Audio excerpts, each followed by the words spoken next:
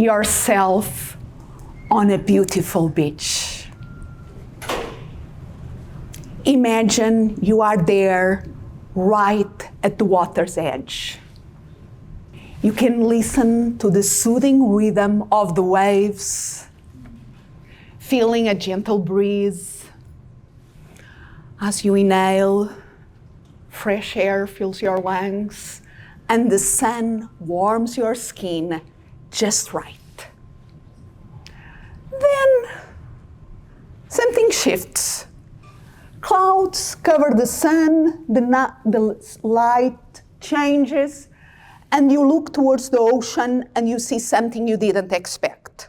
A swell, growing, rising. You look up, up.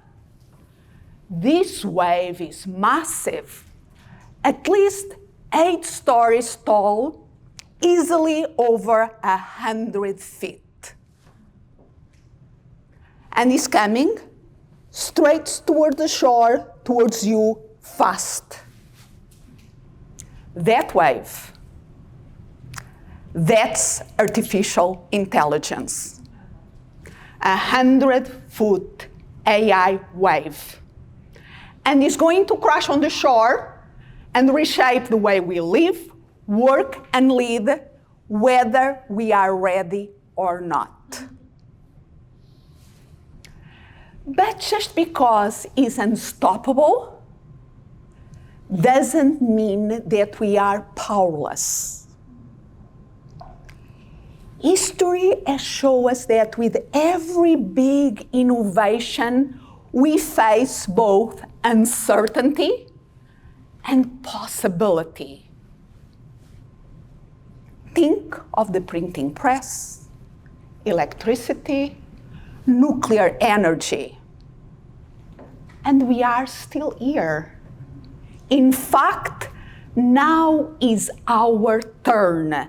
And how we respond, not just as individuals, but as society, will determine the next era of work and life. So would you like to learn how to ride these waters? Because that is my mission. And one thing that I have noticed is that most of us are like in the shoreline, like points in a continuum. On one extreme, you have the overdrivers, all in, hyper-curious, inspiring. Every new tool, plug-in, test it before breakfast. And yes, sleep is optional.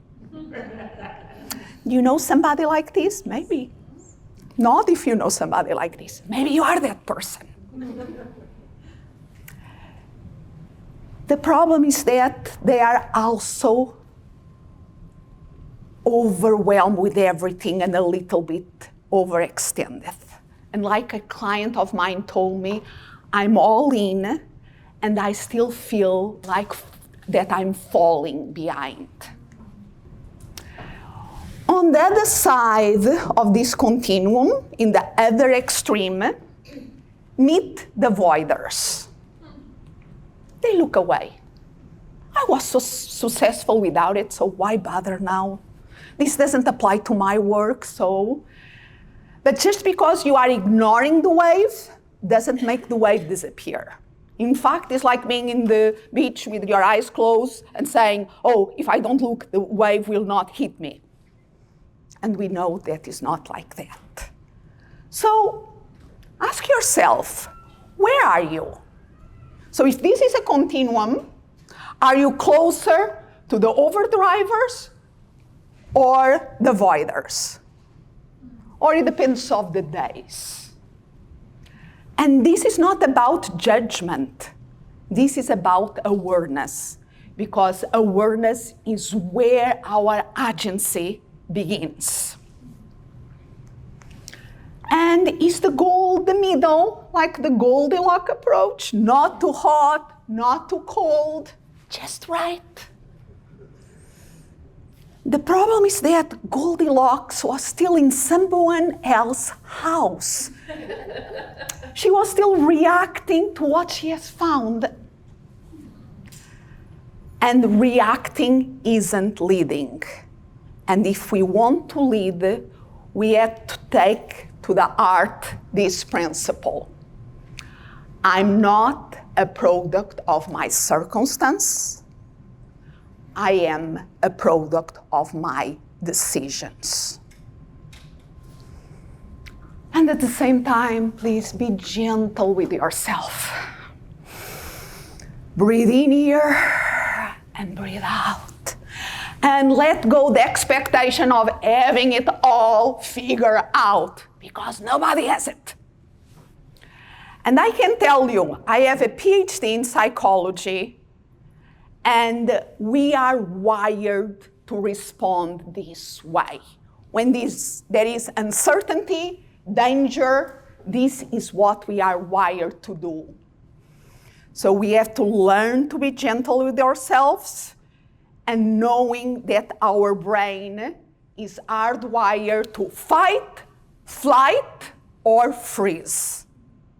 This is how our ancestors have survived. And that is not the problem. The problem is when we stay stuck on the fight and flight mode, or worse, when we freeze, that is really a shutdown by overwhelm.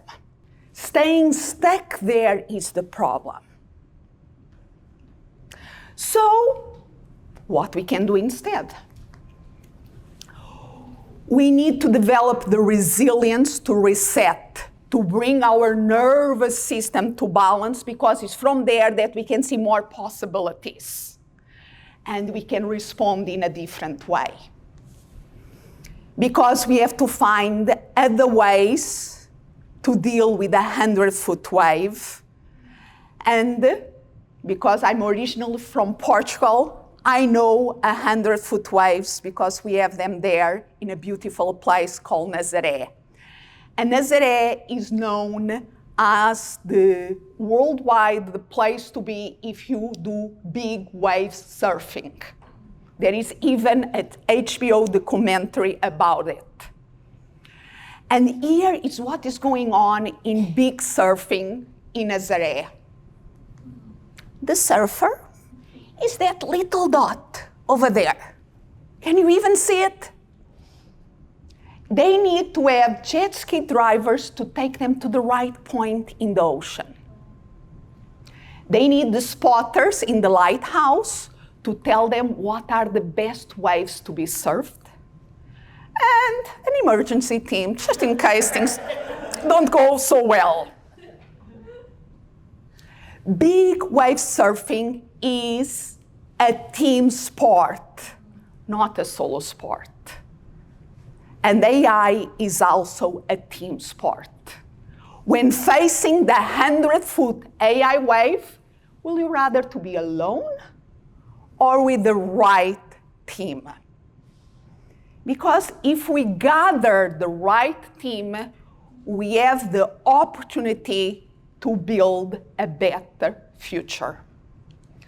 And I always say that if we really want to take advantage of the AI potential, we first must tap into our human potential and remind ourselves that this is a team sport and we humans are the key. We have agency and we have power to make this technology to be a great thing for our future. So keep in mind that the 100-foot AI wave is already here, but we don't have to be wiped out by it. Every technological advancement has gave us a choice. Treat it as a better tool or invent new games. This is our chance to create new games and create a better future for all of us.